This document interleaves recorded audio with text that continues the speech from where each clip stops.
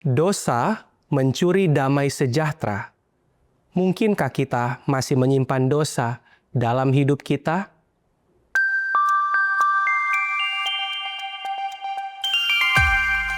Hari ini kita akan membaca dan merenungkan bersama-sama Mazmur pasal yang ke-32 ayat 3-4.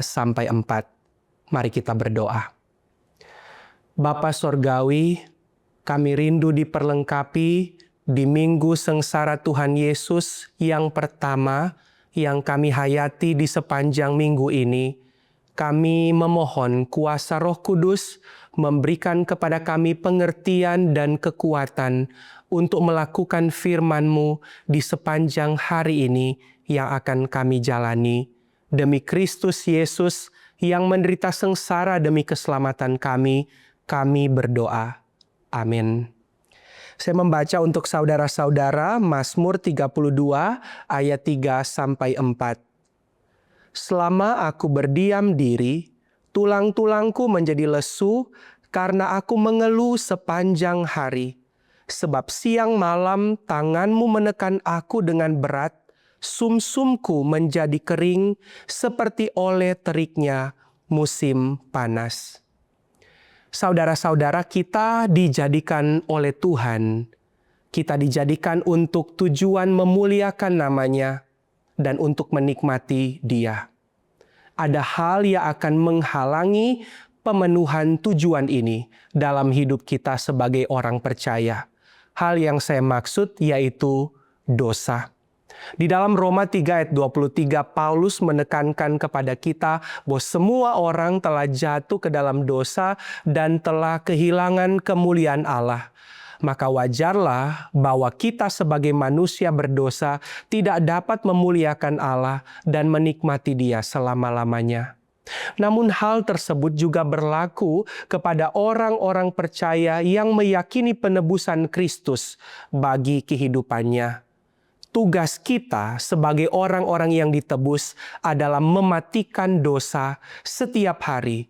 Dan selama tugas ini kita abaikan dan menyimpan dosa di dalam kehidupan kita, kita tidak akan bisa memuliakan Allah dan menikmati Dia setiap hari.